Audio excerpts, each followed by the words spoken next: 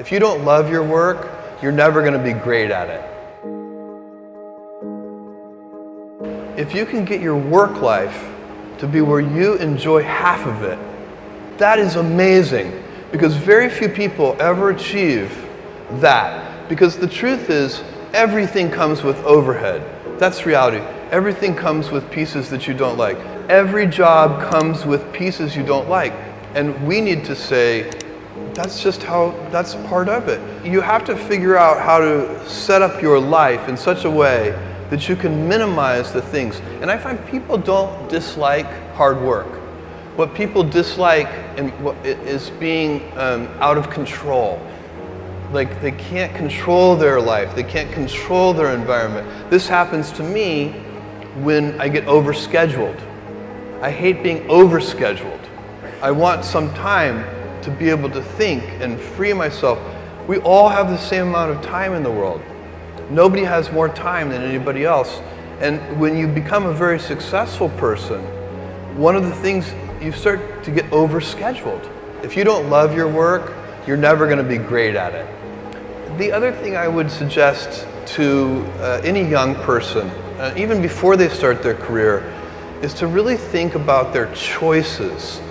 Because I find young people, and when I was young, I made this mistake too.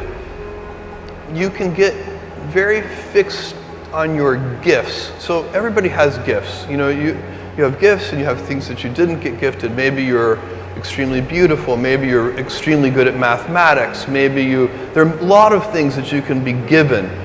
But those things can confuse you because they're not the things that construct your life. It's your choices that construct your life, not your gifts. You can celebrate your gifts. Be proud of them. Be happy of them. Actually, don't be proud of them. Be celebratory of them. But you can't be proud because they're gifts. They were given to you. You didn't earn them. You can only be proud of the things you earn. And so, as I got older, I started to realize I wasn't proud of my gifts. I was always good at school. School was always easy for me. And I was always proud that I was a great student. I got A's in all my classes. I was good at math, all of that. And I thought that's who I was. But it's not true.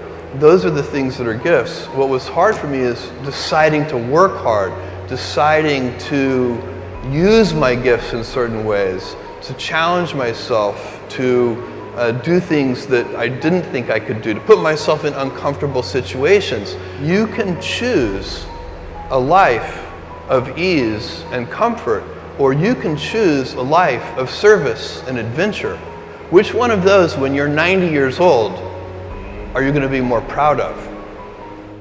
Tomorrow, in a very real sense, your life, the life you author from scratch on your own, begins. How will you use your gifts? What choices will you make? Will inertia be your guide, or will you follow your passions? Will you follow dogma, or will you be original? Will you choose a life of ease, or a life of service and adventure? Will you wilt under criticism, or will you follow your convictions? Will you bluff it out when you're wrong, or will you apologize? Will you guard your heart against rejection, or will you act when you fall in love? Will you play it safe, or will you be a little bit swashbuckling?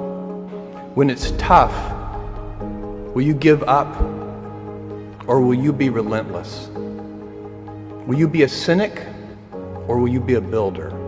Will you be clever at the expense of others, or will you be kind? Tomorrow, and in a quiet moment of reflection, narrating for only yourself the most personal version of your life story, the telling that will be most compact and meaningful will be the series of choices you have made.